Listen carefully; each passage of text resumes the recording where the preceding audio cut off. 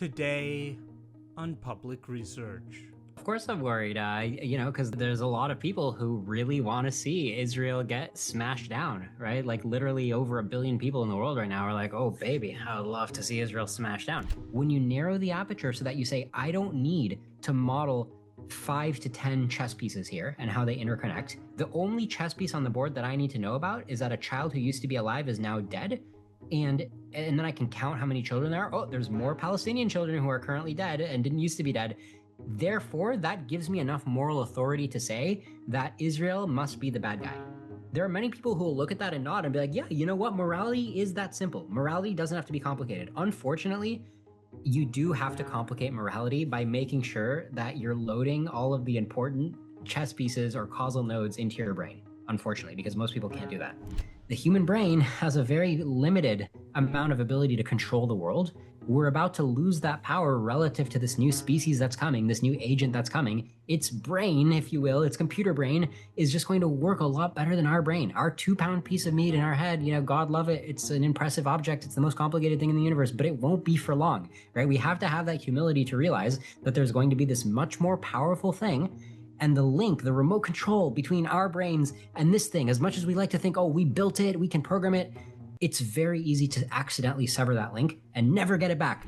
Israeli-American tech founder and host of Doom Debates, Liron Shapira, joins the show to discuss the genocide libel against Israel, the core structural problems of the post-1967 status quo, the possible need for Israel to develop its own fighter jet, how long the U.S.-Israeli alliance will endure, Gen Z anti-Semitism, and whether AI Armageddon can be prevented. All that and more on today's episode of Public Research. So I want to start with a big question. Do you know Dan Shuftan? No. Okay, he's an Israeli academic.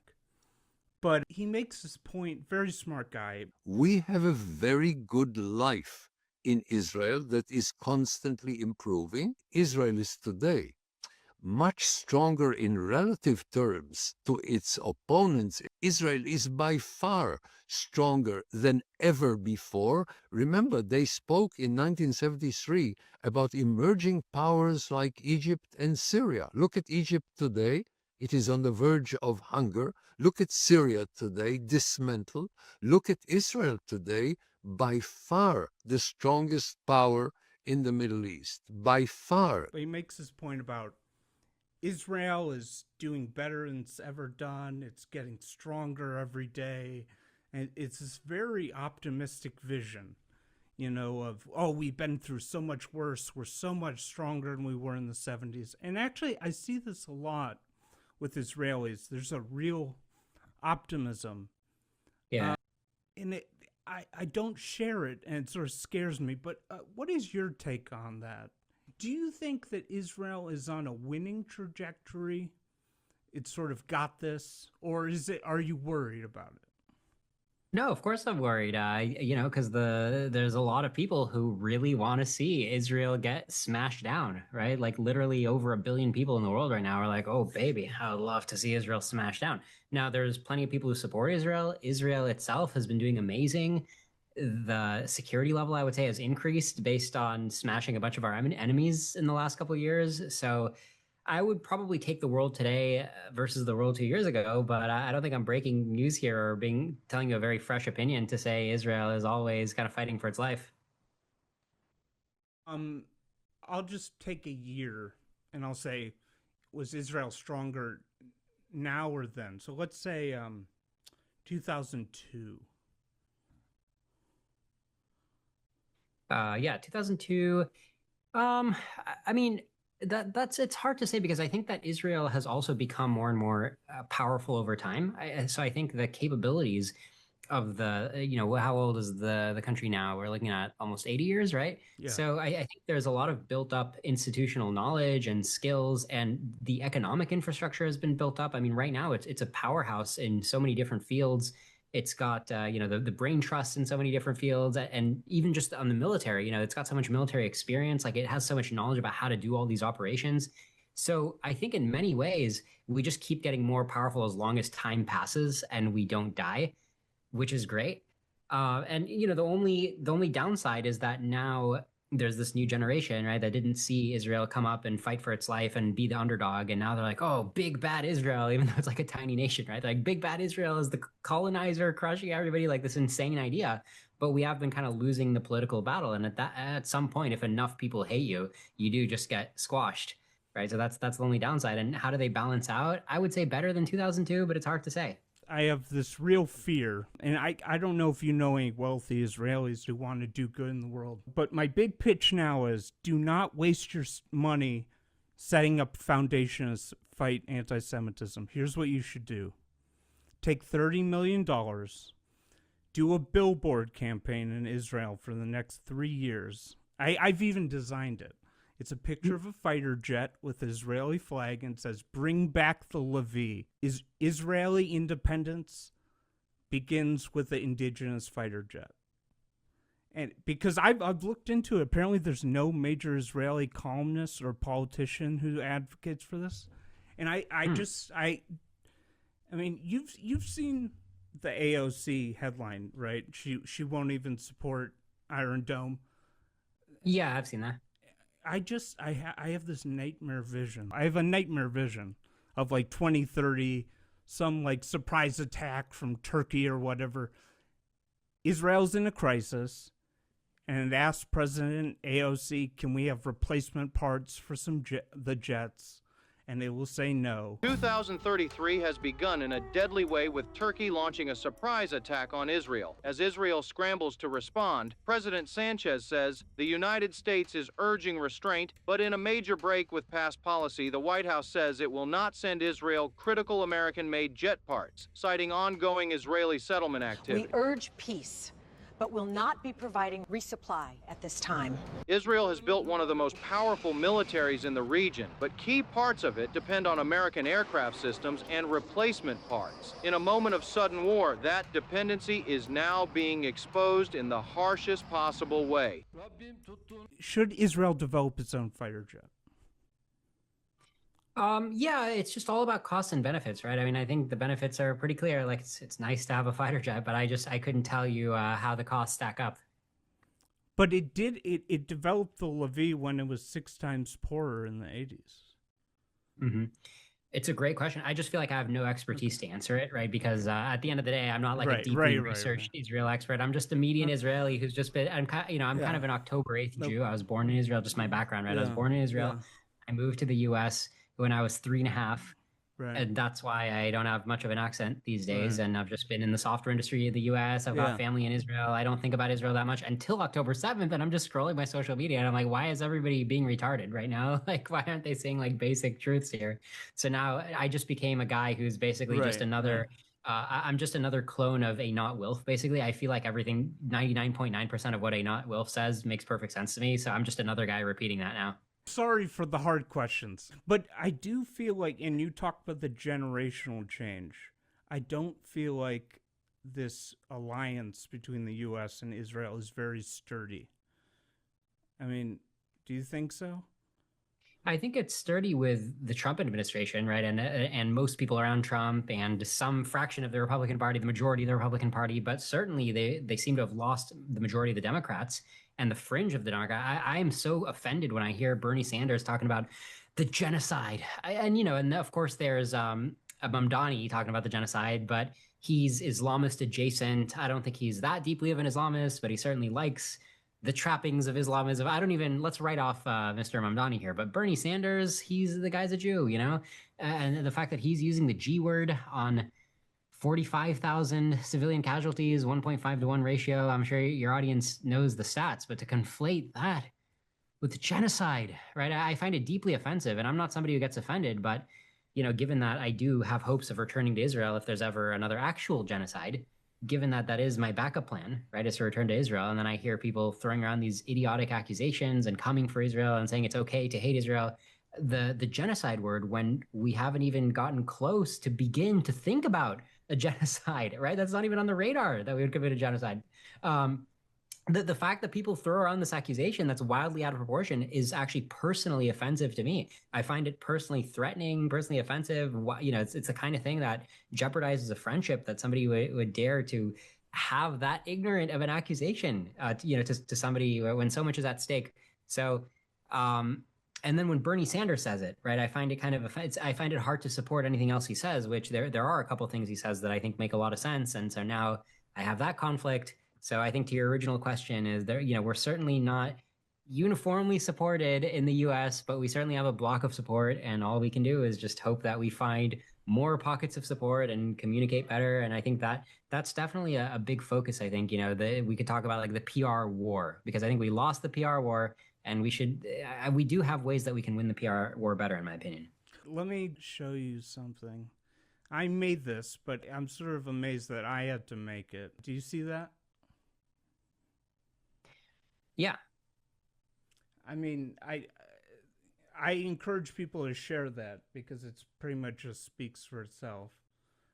So 2 to 3% of Gazans killed, half of them, or 20 to 50% Hamas fighters during the war. Yes, exactly right. It's literally like the comic of like somebody trying to like put the little blocks in the holes, right? Like this toddler game, like drooling, like, yeah, it's just, I don't know. It's like a litmus test, right? It's like, if you can't look at that diagram, look at Israel and the Middle East, look at the ratio of 1.5 civilians killed per 1 militant during urban warfare, right? I mean, this is just proof. We're just not even in the same universe. It's like it's opposite day, right? To throw around the G word. And it's like, I'm somebody who I get very triggered when people are making claims that are like so many universes away from reality, right? And I kind of have a one-track mind. That's why I've been tweeting a lot about Israel. If there was like an argument that I thought was like, okay, yeah, there's shades of gray, you can be on this side, you can be on this side, but when you take Israel's war fighting and the stats and then you call it a genocide, that's what makes me take up camp and tweet about it all day long, because I think it's like shooting fish in a barrel to those who will use an ounce of logic. I would say, to make their argument, perhaps, to be fair, I think the visuals of Gaza are, if you were to look at some of these scenes where, like at Rafah, where it pretty much is all destroyed, largely because everything was booby-trapped by Hamas, okay, you would think people would guess like, 40% of the population must have been killed. But then you actually see the stats, and it's 2 to 3%, and half of them fighters. But I wonder if they actually believed it. I had Peter Beinart and Professor Omar Bartov on my show, and I asked both of them, if you believe it's a genocide, why haven't any of these people who say it's a genocide advocated for Egypt to open the border to Gazans that want to leave? And they never had a response. Francesca Albanese, Omar Bartov, Ross Siegel, who's alleged genocide a week after October 7th. Right. I've researched this. I've looked it up to see if any of them have publicly called for Egypt to open its border with Gaza. I could not find any indication any of them have ever said that. How do you explain that?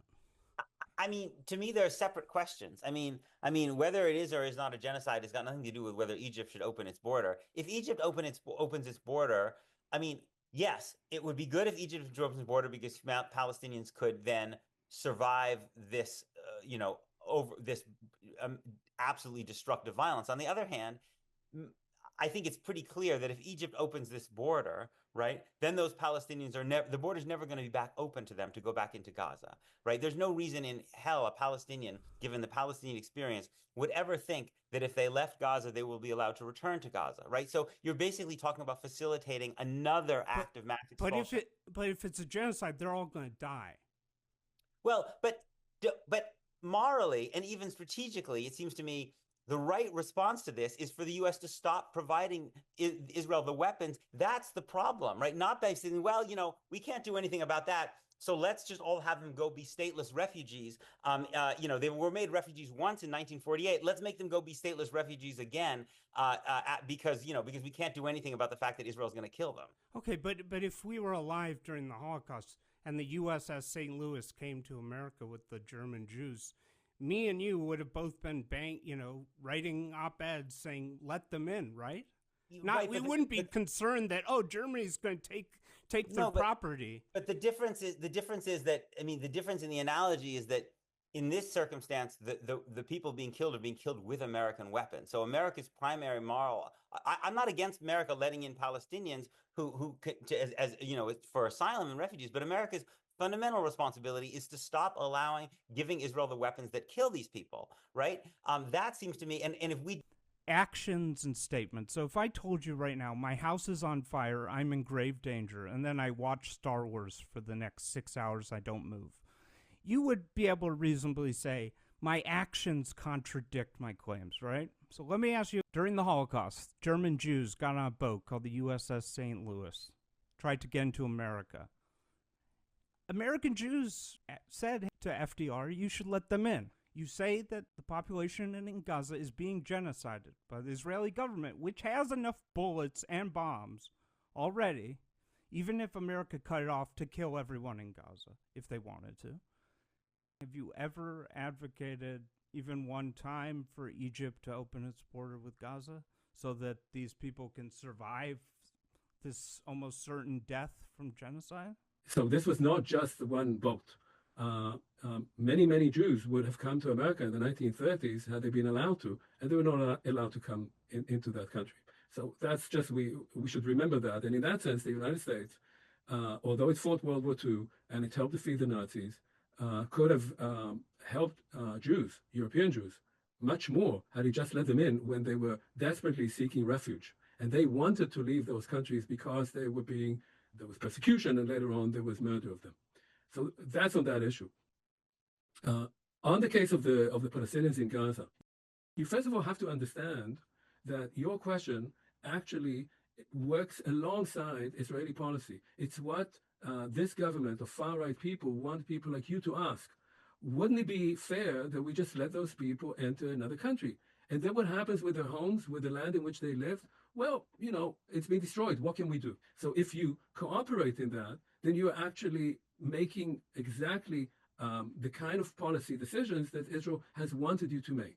Now, it is true, I believe, because we don't know for sure, that many thousands of Palestinians, if they could, right now, because they live in a catastrophic situation, many of them would have left had they had a place to go to, and they can't leave, and nobody will take them in. Now, why will nobody take them in? Partly because of what I said. Because if you agree to that, you're actually working along with the Israeli government. So you're glad Egypt is not allowing them to escape the genocide? Egypt has its own reasons. I'm just saying, and I can explain what they are. But I'm saying you're basically participating in ethnic cleansing. Because what is ethnic cleansing? Ethnic cleansing is you remove the population from a territory that you want for yourself. Now, if somebody takes them in, okay, fantastic. Obviously, Israel. So I'm not sure if they actually believed it. Yeah, I mean, look, I know I understand the midwit position, or like the uninformed person position, right? I totally get it. I think it all comes down to like basic perspective, and it's something that I notice people lack in many domains. It's just like you said, when you narrow the aperture and you're like, here is a person who was a civilian. This person was not a member of Hamas. Maybe it was a child of a Hamas member. And now that child has lost their father, or now that child is dead. Nothing can justify a child getting killed, right? When you narrow the aperture to that, and you're like, oh yeah, that's pretty compelling. Nothing can justify a child getting killed. Now, when you open the aperture and you're like, okay, well, war is actually a thing, right? There's an ideological dispute. Like the Palestinians keep attacking Israel, right? Israel is trying to respond to that in order to defend Israel. So there's a few pieces on the chessboard here, right? There's two armies. There's ideological goals, and there's an urban warfare, right? So that there's just no way to narrow your perspective and be like, oh my God, a child died. What if it was literally a human shield, right? What if the child was strapped to a terrorist, right? And so when somebody pulls the Miss Rachel move, right? Miss Rachel's famously saying, kids, I just care about kids. When you narrow the aperture so that you say, I don't need to model 5 to 10 chess pieces here and how they interconnect. The only chess piece on the board that I need to know about is that a child who used to be alive is now dead. And then I can count how many children there are. Oh, there's more Palestinian children who are currently dead and didn't used to be dead. Therefore, that gives me enough moral authority to say that Israel must be the bad guy. there are many people who will look at that and nod and be like, yeah, you know what? Morality is that simple. Morality doesn't have to be complicated. Unfortunately, you do have to complicate morality by making sure that you're loading all of the important chess pieces or causal nodes into your brain, unfortunately, because most people can't do that. Who do you think won the Gaza war? Well, Einat Wilf has such a great take on this, right? I mean, by standard military considerations, obviously Israel came in with a far superior military force, better weapons, better intelligence, even a larger population, and conventionally had much more powerful strikes. Certainly, if you look at the damage on Israel, right? There's less net damage on Israel than Gaza, so you could be like, yep, Israel's winning. And a lot of people talk in these terms. They're like, Hamas needs to realize that they lost. They need to wake up to reality.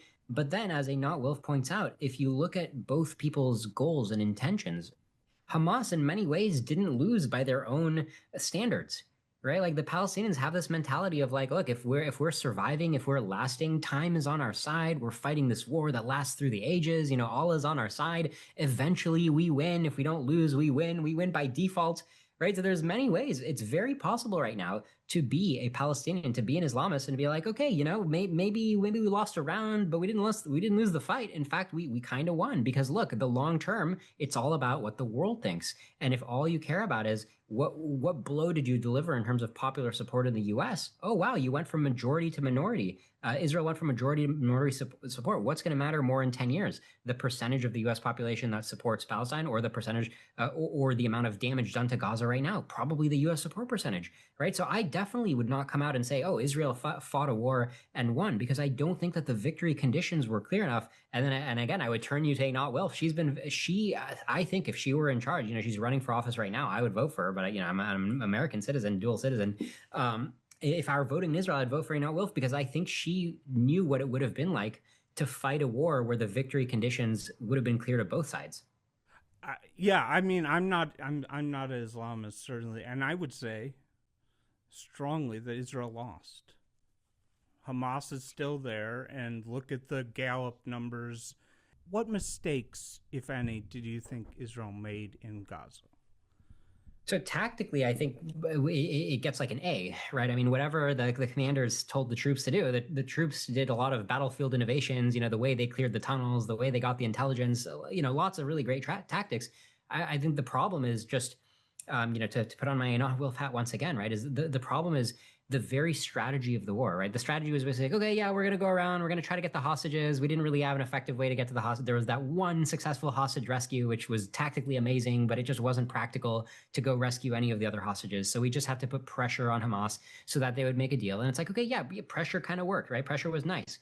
But then there's this whole thing about like the world is watching and doesn't know what the hell is going on. The world is like, okay, why are you trampling all over Gaza? What are you trying to do? And the only answer we could give is like, oh, this is pressure. This is pressure on Hamas. But of course, the problem is it took so much stomping to put pressure on them, because they barely felt any pressure, right? So the amount of pressure had to be like so insane and have so much collateral damage, which at the end of the day, it's not that bad, right? Like the way we performed in Gaza, I don't even think we did like horrible. I think we did like okay. And in some ways we won, in some ways we lost, right? So I'm not as adamant as you saying we lost. But the problem is we never had the clear message to the world of like, hey, we are fighting the Palestinians. We're not fighting Hamas. We're fighting the Palestinians, because the median Palestinian is a Hamas supporter. The median Palestinian is ideologically committed to taking over Israel. We Israelis are not ideologically committed to taking over Gaza. We want them to have Gaza. We just want them to be peaceful. This is the asymmetry. And so we are on a mission of peace right now. Unfortunately, it's not peace if you hold our hostages, and it's not peace if you keep saying that you want to conquer Israel. And so Einat Wilf had this idea of like, hey, why don't we make safe zones where the test to come into the safe zone where you get food and everything is you just have to sign a statement where you declare that you think Israel can be a sovereign Jewish state. Not much of an ask, right? Half the people in the U.S. who support the Palestinians, they don't realize that the Palestinians aren't okay with Israel being a sovereign Jewish state. They don't even realize that. That's not even in their aperture. Yeah. Right? So that's the kind of way that we should have fought the war. This is what I mean by winning the PR war. Yeah, I have a very weird view of the war, which is either Israel should have gone 5% or 110%. But the worst thing it could have done is sort of what it did, which is this sort of like 65% approach. And what I mean by that is like either you go like sort of like Moshe Feiglin crazy, that would be 110% immediately, just in the moment after October 7th, and get the entire thing over with, rapidly. Or what I think they probably should have done is, do you know Eric Weinstein? Yeah. Okay. By any chance, did you see his appearance on the Trigonometry podcast? No, I didn't. It was actually October 23rd, right after October 7th. And it haunts me that he laid out a way to conduct the war that was so brilliant. And if Israel had just done, it would have been so much better. The right thing to have done, in my opinion, is very simple. We have a schedule. You're interested in rape? Here's how many acres we will annex. You interested in murder? You interested in blowing up families? Here's the schedule of the acreage that you will lose. We will have an annexing ceremony, and we will name it after your victims.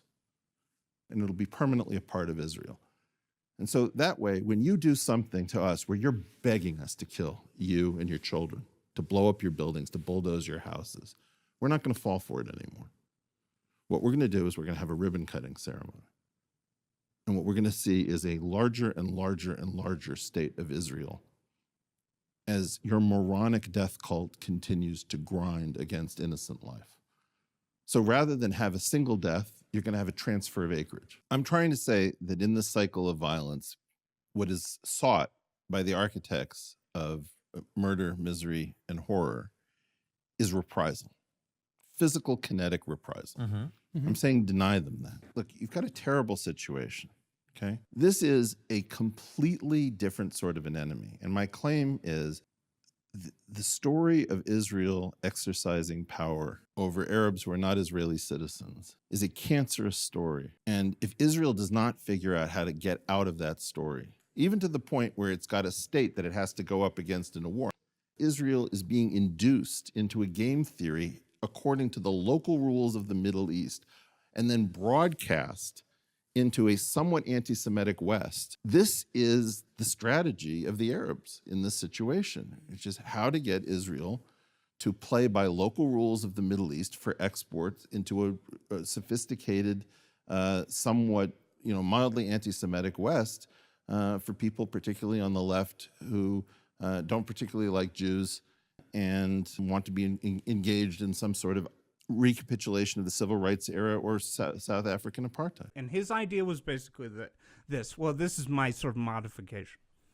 Rather than provide TikTok the bombing footage and dead people and blah, blah, blah, to fight really creatively and say this, look, here's the deal. Every week or 2 weeks or a month, you could set the timeline. You hold the hostages. We are going to take 1% of Gaza, and we're going to permanently annex that. We're going to have a ceremony on TV. We're going to dedicate it to somebody you killed on October 7th. And we're not going to kill anybody. We're going to refuse to play your game because we know what your game is. You want the dead children and the bombs, and you want to play the PR game. And just say, hey, we're just taking it. Because we know they care about land. Yeah, you know what? I like it. At first glance, I like it. I don't know if there's any bugs that I haven't foreseen. I mean, obviously, the international community would find a way to spin that against Israel. But this idea of look, you're holding the hostages, right? You really should be releasing those hostages. And if you choose not to, it's okay, 1%. I wouldn't 1% a week. I guess that's okay because that means that it would take 2 years to get 100%. That's pretty good. Probably too aggressive. I would be 3 weeks maybe. No, I like 1% a week, but you always take 1% of what's left, so you never get to 100%. That seems very reasonable. Yeah, I think that would have been I think Israel needs to get creative. It needs to throw more curveballs. I think it stepped into the trap. Yeah, there is one problem though with the annexing the land. Yeah. The problem that I'm seeing immediately is that the median Israeli, which I think encompasses you and I, although I don't want to say I'm Israeli when I lived in the U.S. or 98% of my life, but the median Israeli isn't out to conquer Palestinian lands. I mean, we would love it as a security buffer, right? But that's the nature of the game, is that if the median Israeli is happy to say, okay, Palestinians, Arabs, live there. You can be our neighbors. You can thrive. You can have a great economy, be as rich as you want, as successful as you want, as long as you're peaceful to us, right? That's all we want. And so that's the downside I see if we say, hey, we're taking 1% of your land. There's a lot to like about it. I think it's a totally reasonable policy that any nation should have the right to do that when the whole other nation is ideologically committed to destroying them. And we don't want to wreck their buildings. We don't want to wreck their tunnels. We don't want to displace all these civilians. So we're really doing it in their interest. The only problem is it's, I said I couldn't foresee a problem. I think it's coming to me now, right? Which is everybody would be like, look, you Israelis, all you want to do is conquer Palestine, right? That's your secret mission. Yeah, but that's still better than, I mean, look, I don't use TikTok because I think it's like sort of satanic. But I assume what happened during the war was just tons of people seeing, horrific footage of dead people in Gaza, right? Yeah, we got accused of being baby killers instead of being accused of being colonists, and we got accused of being colonists anyway. So if they're going to accuse us of everything, maybe we should just lean into colonists. Yeah, I think they would be very angry. The people who want to accuse Israel of genocide, they would have been so angry if they had done the land approach, because it'd be like, damn it, we can't do. They saw some babies. Well, they wouldn't look. Realistically, though, they wouldn't be angry, right? I mean, these people always find a way, right? You don't underestimate. Yeah, but they wouldn't be angry at all. So let me ask you a core question. Let's talk about topography.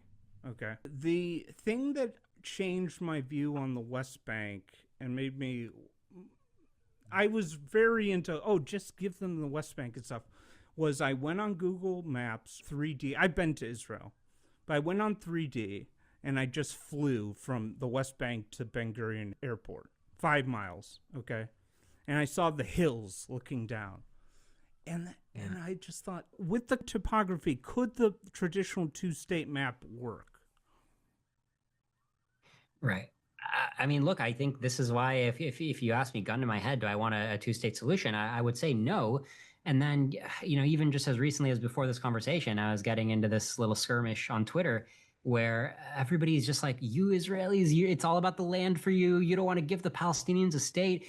You're always messing with the Palestinians. You guys are such Palestinian haters, when really it's like, again, median Israeli, we want a peaceful solution. We want them to thrive. Median Palestinians, let me get Israel. Like, they really have their eyes on Israel in a way that we don't have our eyes on Gaza. But then, of course, the situation is more complicated because 10%, 12% of the Israeli population is like, hell yeah, let me get Palestine, right? So unfortunately, we do have some symmetrical people here, right, who are like, oh, Gaza, yeah, let's get back to Gaza, right? But seriously, like the topography, though. I mean, right, the topography. Yeah, I agree. We are a long way from having the security comfort level to give the Palestinians a state. Of course, yeah, that would require a totally different ideology, right? It would require renouncing what Einat Wilf is calling the Palestinianism, right? The ideology of conquering Israel. And we're a long way away from there. I wish that the October 7th war had been fought specifically for the ideology, right? The same way we fought the Nazis, saying, hey, Nazis are unacceptable. If you're a Nazi, we're fighting you, right? I wish we would have done that and said, hey, anybody whose ideology is to conquer Israel, that's who we're fighting. And Netanyahu, mixed bag into what I think of Netanyahu, right? There's so much to like and dislike. I don't have a strong stance here because it's such a mixed bag, but I will say he did not message that the thing that we're fighting is Palestinianism. Have you looked this is another hard question. Have you looked into some of the legal issues about a two-state solution? Like, I was sort of shocked. I looked into this. So you know how when France recognized a Palestinian state, they always would say, we endorse a demilitarized Palestinian state. You know that term? Yeah, absolutely. There doesn't seem to be any legal construct for that idea of how is that enforceable? Or like, there is no such thing. Right. As, well, yeah. You can't I take agree. back it's not going to happen. Yeah, it's not going to happen. And look, there's a larger issue here, which is that people think you don't have to mention ideology, right? And you don't have to mention motive and intent. The New York Times is a perfect example, but it's not just them. But like, you read their coverage of the Iran war and it's like, oh yeah, the Ayatollahs, they have this strategy. They're going to do this economic maneuver. And then here in the US, oh, that's going to make things kind of difficult for us. And our strategy will be this. And it's like, hey, can we just zoom out for a second? It's like, Iran wants to conquer Israel for Islam, right? It's like they want to have Sharia law. They want to come for the U.S. And the US is just trying to save what's good about Enlightenment Western values here, right? This is like a war where there's very much good guys and bad guys. It's pretty black and white, and Iran has misbehaved so much over the decades. The whole nuclear program, the ballistic missile program, the intent to conquer Israel. This is the good guys trying to win the war. And the New York Times is like, oh yeah, both sides have a good strategy here. Let's get into the calculus. Let's see who's more popular. Oh, Trump is losing support. Completely blind to what both sides want. Well, they think it's poetic. They think death to Israel, death to America is like some kind of metaphorical. They think it's like poetic license, right? Or something. But let me get to this, and this is difficult, but I wonder if the Occam's razor of the Israel-Palestine conflict is this. There was a war fought in 1948. One side thought the war ended sometime in 49, the Israelis, okay? One side still thinks that war is going on, and it's still the fourth quarter. They're down pretty bad, but they're going to win the game. That's the Arabs, okay?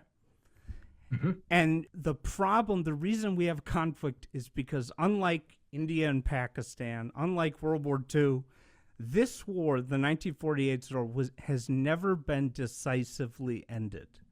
And I think about 1967 a lot, and I think the way that war ended, the creation of these two limbo regions of Gaza and the West Bank, where are they in or are they out? They don't have full citizenship. It put this conflict on a slow burner. And I do believe that has to change. And there's the idea people are allergic to solutions in Israel. Like they'll say like, oh, that's such an American idea. There's always a solution. But I do think there just might be a structural issue. I don't know if this Gaza and this West Bank, do they even make sense? No, I agree. Structurally, it's a big problem, right? Because the whole region, it's strategically all the Islamists of the world, who I believe there's about 1 billion of them, at least 500 million, of people who are like, I would love to conquer Israel. Conquering Israel for Islam is a big priority for me. I think there's at least 500 million people in the world who would strongly agree with that statement. Conquering Israel for Islam is a priority for me. Okay, like way more than would agree with the statement. Conquering Palestine for Jews is a priority for me, which is a statement I don't agree with. So you have all these Islamists, and right now it's a very strategic region for them, right? Because they have this area, which is, I hate to put it in these terms, but I think it's accurate. It's literally just like the harass Israel area, right? It's like a really great area for them. And do they want it to be a state? Sure, yeah, because a state is more powerful, and you get a more powerful neighbor harassing Israel. Is that the end? No, it's a state, and then you use the state as your base of operations to attack Israel. So I don't really think that it all comes down to like, oh, we have to reclassify the region. If you say, oh, reclassify means like let Israel control it and do ethnic cleansing, that's not the solution that I advocate for. Technically, would that solve the problem of neighbors harassing Israel? I guess, but I think we're just not in a point where we can be like, oh, just make like a change which is kind of small, but it's big on the structural level. Like if we just attack this structurally, it'll be like an easy way out. I don't think there's an easy structural way out. I think at this point, everything is downstream of what both sides want. Going back to Adolf Wilf, what both sides want. Did you happen to see my recent debate with Robert Wright? Yes, of course. I don't subscribe to the Parrot Room, so it's killing me. But I saw the clips of you, and I thought your framing was brilliant. My question to you, though, was just like projected out to 2040. Okay, imagine the ideal outcome in 2040 of most Israelis, and the ideal outcome of most Palestinians in the year 2040. Right? Paint the vision in your mind. Try to empathize with them. I don't honestly know enough to generalize in a very simple fashion about either.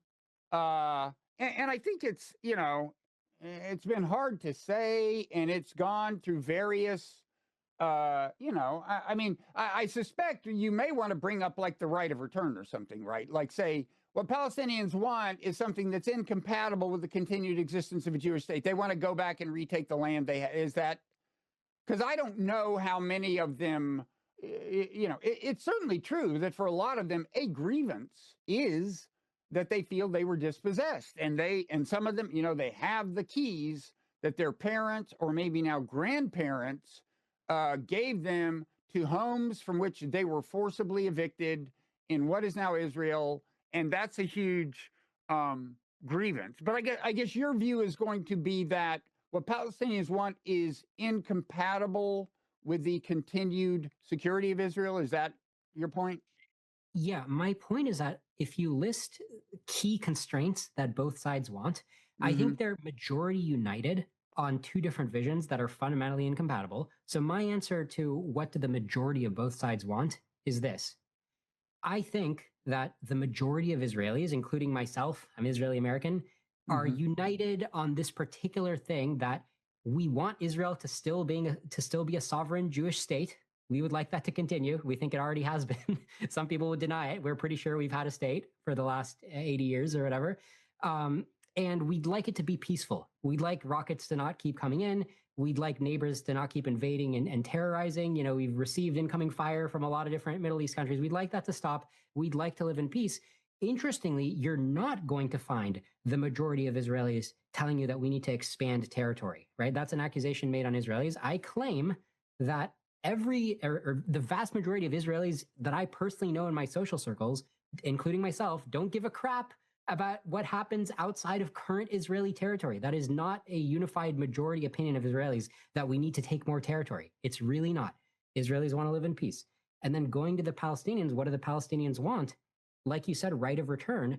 Most of them agree that it's very important for them to be able to take their keys, you know, they carry those keys, go back to places in Israel that they think are theirs and just come back and not be under Jewish control. They don't want the Jews to control Israel. That is an ideological, religious key value for them. It's literally not something that they will even trade for their life. They really want Israel to not be under sovereign Jewish control.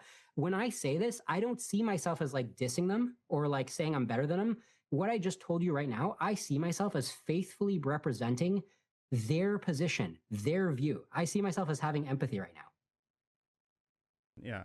Yeah, and again, stole it from a novel. I'm not very original here, but it's just, so the median Israeli, what do they want? Peace, right? They don't want to be attacked by their neighbors. The median Palestinian, what do they want? Conquer Israel. Okay, these are not symmetrical goals, right? Peace versus, like, the median goal, live in Israel peacefully. The median goal, live in Israel peacefully because I've conquered it. It's like, wait, that's not symmetrical.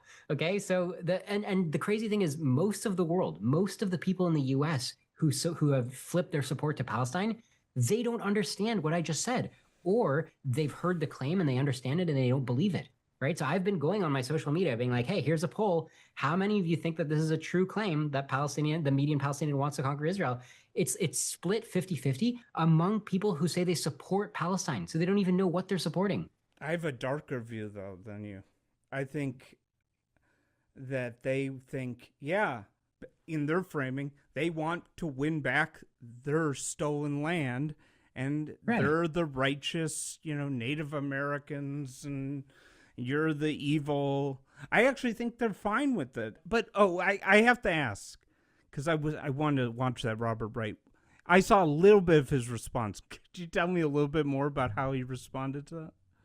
Yeah, you know, I'll do my best to characterize what he said, but there's always bias, right? Characterizing your opponent. Right. So I have, there's a risk that he'll sound weaker than he sounds if you listen to the debate. But I think he basically said, my central claim was this is what the Israelis want, the median Israeli want, this is what the median Palestinian wants, and that matters. And his response was basically like, well, that doesn't have to be the heart of the issue. You know, like, yeah, if you survey people now, you might get that response, but really it's all about how structural forces move people. You know, so if a better deal was offered and accepted, then suddenly you might get different survey results. So you don't have to fixate on this. And I'm like, actually, I would like to fixate on this. I think that something that people really deeply want on both sides and have wanted for generations is pretty important to pay attention to. Yeah, the argument is, to put it, steelman it, is basically, that might be the Palestinians' beliefs now, but if they got a state, they would appreciate it so much, they wouldn't want to risk that by ever attacking Israel, which would be so much stronger. They wouldn't risk it, and then they would change their view. I don't know if that's exactly what he would say, right? But just, you know, I've listened to a lot of Robert. I like him overall. I like Robert, Yeah, I just, you know, we do have like irreconcilable differences apparently on the Middle East. I've listened to some of what he said about Iran, and he's like, you know, Iran is ultimately a rational actor. A lot of what they're doing is rational. We don't give them credit. I'm like, but they're an Islamist regime. Like they really want, they really mean death to America. Like that's what they want. Like, okay, yeah, they're rationally trying to cause death to America. I agree. I want to have him on the show. But I did read an article. I was going to ask you if you asked him about this. He wrote an article. I think it literally said Iran is a force for peace and stability in the Middle East. Right. Did you I talk do think about that? No, we spent the whole time. I Yeah. literally never moved off my central claim. I'm like, this yeah. is my central claim, Rob, just what both sides Yeah. want. Yeah. And we just spent the whole hour where I'm like, okay, you haven't given me a clear answer on whether you agree with my central claim. So we never moved past, we never got to Iran. If I was wealthier, I would pay for it. I really want. But so here's what I think about a lot. Okay. And maybe it doesn't matter. I think about alternative history in 1967. Because one thing I agree with the pro-Palestine people is it is fucked up that the Arabs in Gaza and the West Bank don't really, like I said, they're in these sort of limbo regions, right? So they don't have like full citizenship rights, and that is a fucked up thing. And so I think to myself, it's an interesting question about what is more humane. If Israel had been more brutal in the way India and Pakistan was, or in the way, they kicked all these Germans out of Czechoslovakia, millions of Germans out of Czechoslovakia and Poland after World War II. If they had basically done that to Gaza and the West Bank, and those people had become full-fledged citizens of Jordan and Egypt in 1967, it would have been very ugly. Maybe there would never have been a conflict. It would have all ended right then. And maybe it doesn't matter, but have you ever thought about that? Yeah, I mean, I don't think, like, when you're saying, hey, it's not right, it's like, okay, yeah, because they keep bringing it on themselves, right? Like, what can we do besides change their ideology? Like, any fix you propose, besides make the median Palestinian not thirst more than anything for conquering Israel, I don't see it working.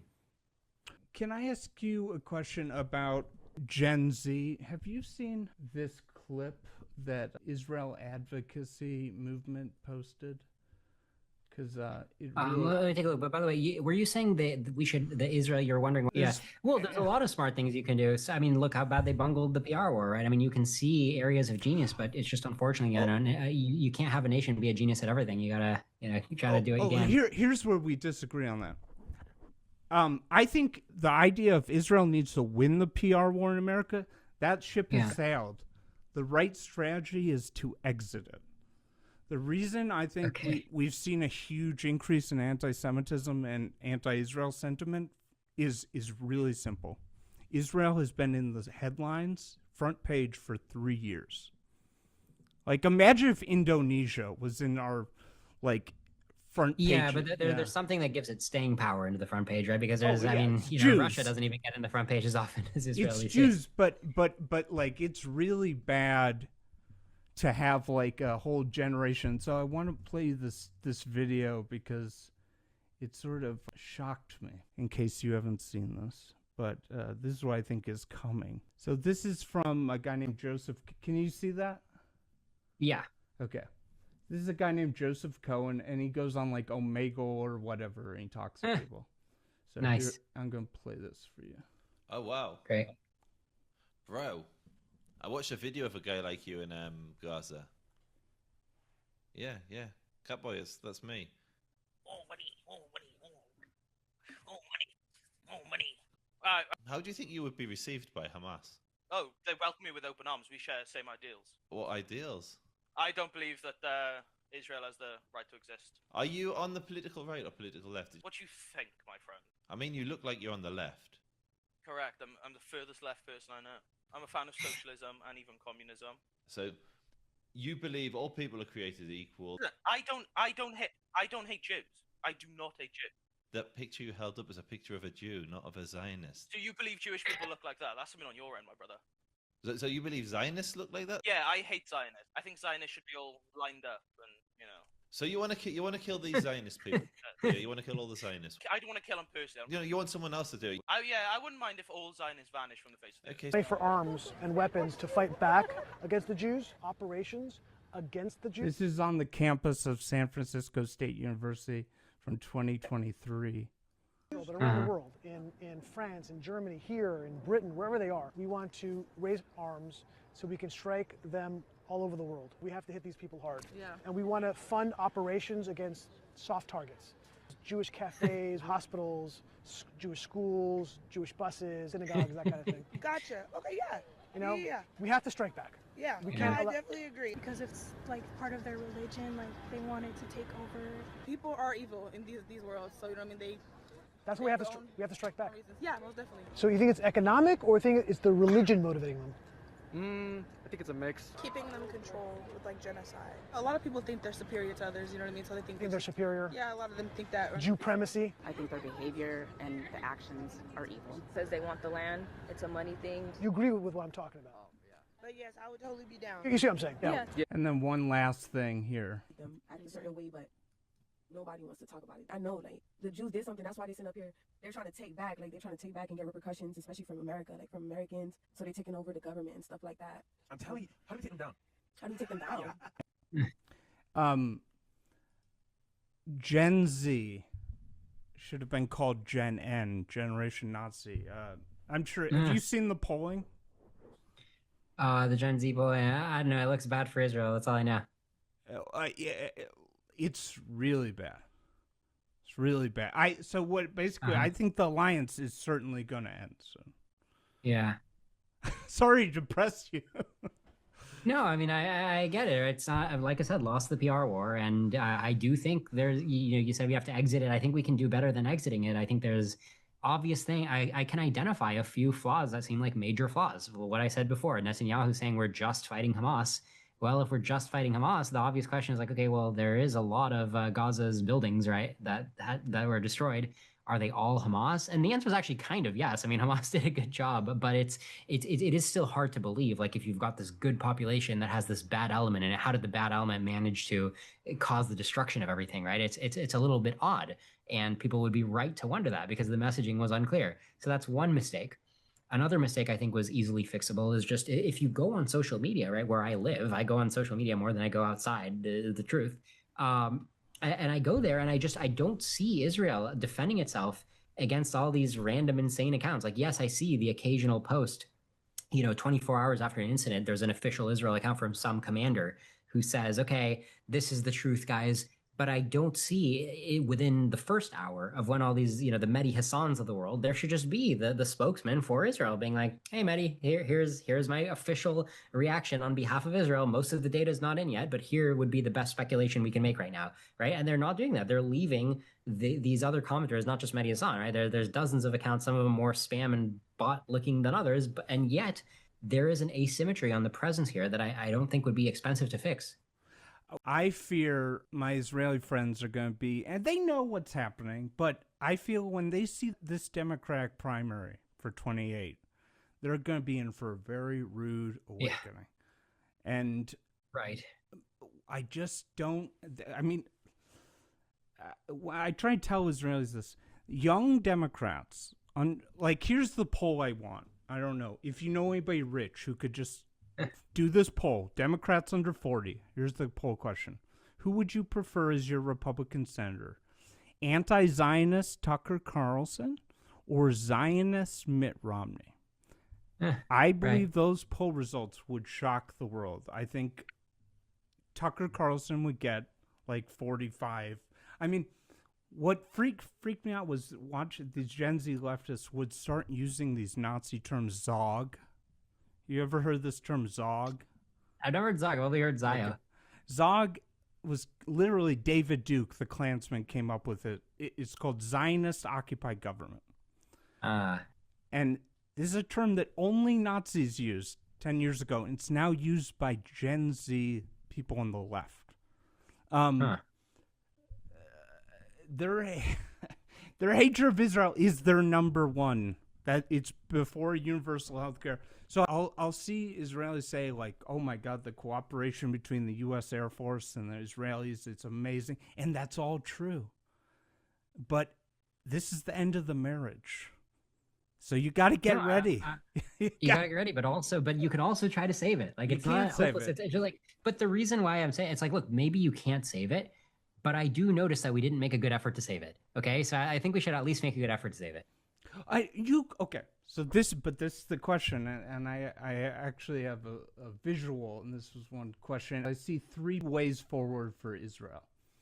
Let me Cool. show it to you. Here's the choices. There's 3 smart ways that Israel can go. Do you see that?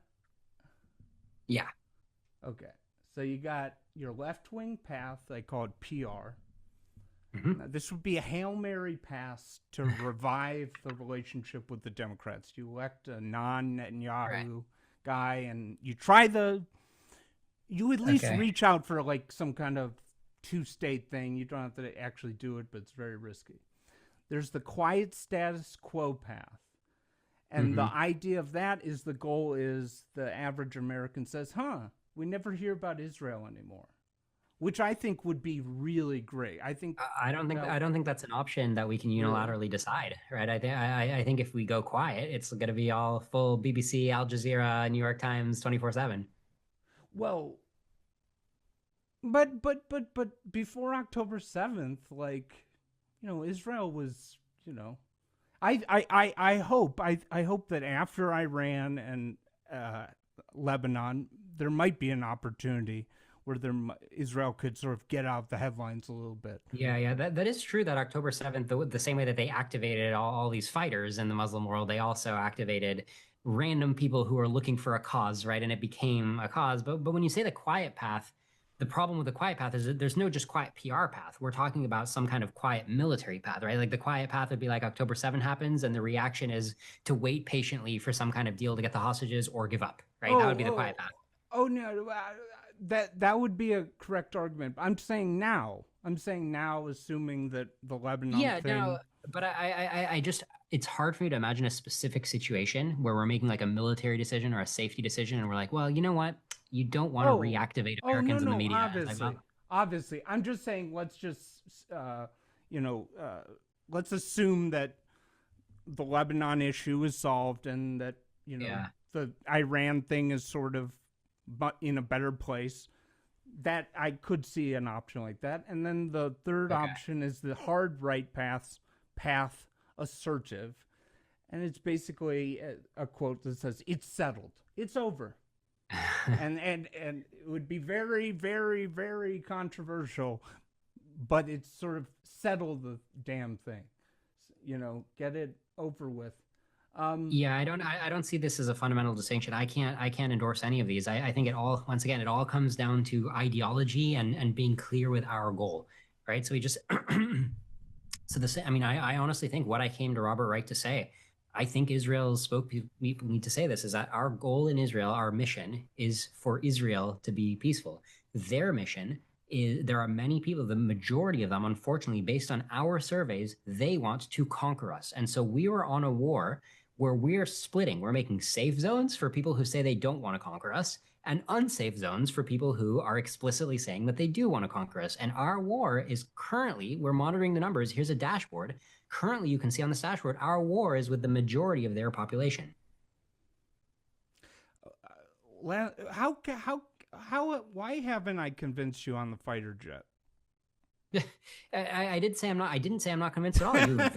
You very well may be right. I can take a stab in the dark and I can say, if I had to guess yes or no right now, push a button. I guess I would push yes, but I haven't gotten informed on the costs and the benefits, right? You're telling me the benefits. I haven't, maybe you're biased and nobody's told me the cost yet, and I haven't done my research, so I'm not ready to say a confident yes. I'm just surprised. Why do you think there's no major politician or columnist even raising this?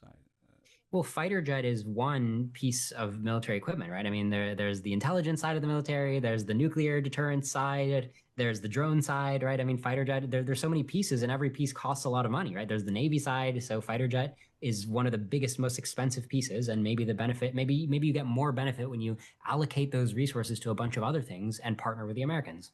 Want to partner with you. Right. What is the secret sauce of Israel? I'm just sort of amazed that the Israeli economy not only survived during the war, but it had its biggest acquisition ever with Wiz, and there's just something sort of special going on there. What is it? Well, I think you and I have the secret sauce, right? We are some of the sauced people out here, which is we're entrepreneurial, right? We're independent. We're a society that values entrepreneurship, and I think you really can't. you can't look past the IQ portion, right? I mean, I do actually think I'm not racist. I believe everybody is equal morally, but I do think you're going to see a 5 or 10 point IQ bonus, right, in the average IQ of an Israeli Jew compared to the average IQ of like the median person on the continents of Asia and Europe. I think you're going to find that IQ difference is there. Like, it's not a coincidence that if you ask me, like, what's the secret sauce of why is there a higher density of Nobel Prize winners in Israel? I'm like, how can you not look at IQ as part of that, right?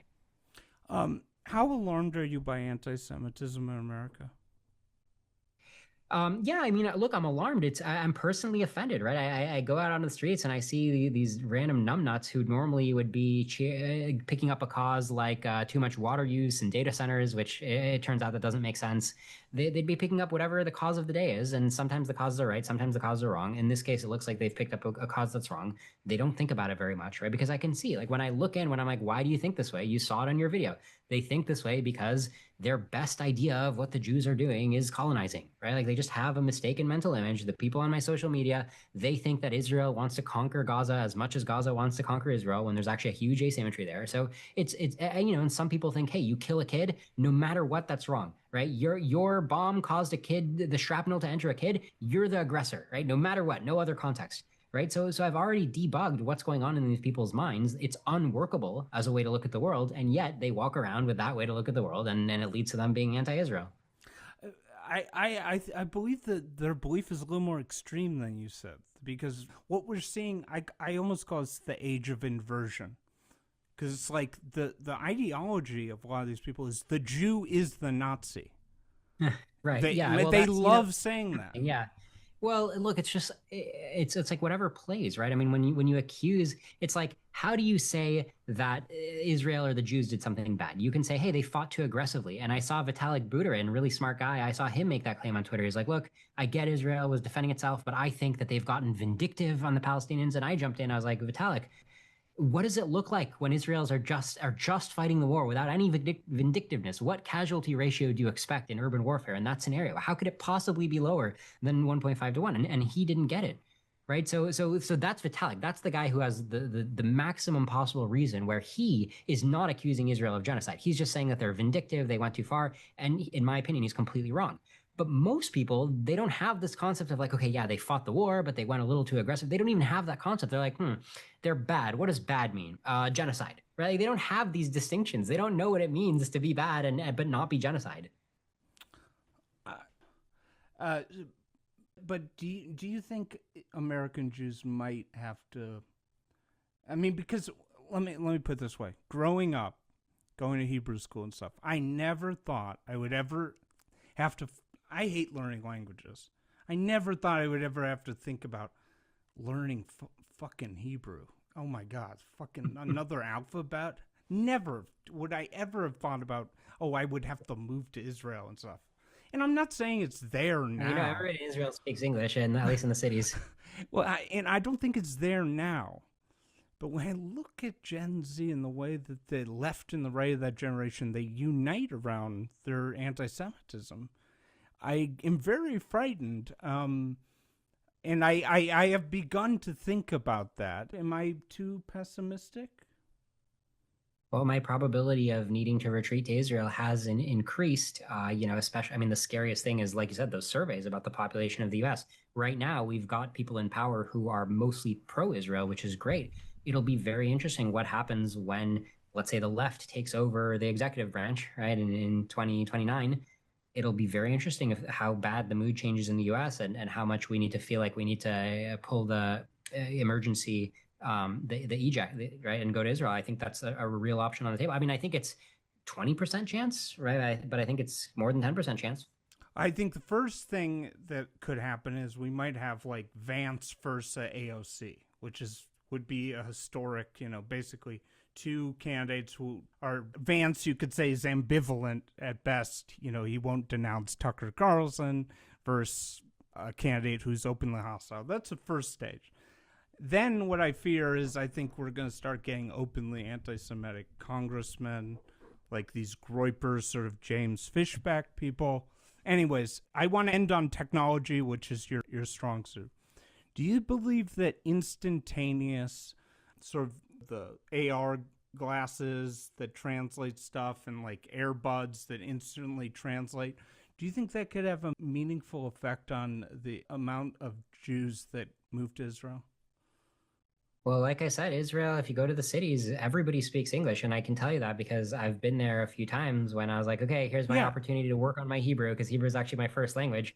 Haven't spoken in a while. I go to Israel, I'm like, shalom. Everybody's, hey, what's up, man? I'm like, okay, well. Yeah, but it's, it's still very intimidating to live in a place where, you don't know the alphabet. I would feel much more comfortable if I could just have some glasses that instantly. Do you think that could be a big game changer? I don't think it's a game changer at this point, right? It'll because everybody's speaking English anyway. But yeah, when you go to Haifa or something and more people speak Hebrew, sure. I want to close on technology because you're obviously an expert. You do a whole show on AI. Yeah. Have you? I have a psychological question because you're a podcaster. I'm a podcaster, and I don't know if you've noticed, but every celebrity now has a podcast. It's getting ridiculous. Yeah, it's hard to compete. It's a crowded space. But it made me think about something that I started thinking about AI that really it's sort of interesting. I thought to myself, if an AI, let's say, could create a Goodfellas style, that high quality of a movie, if you let it run for like 3 months and it costs like $60,000, okay?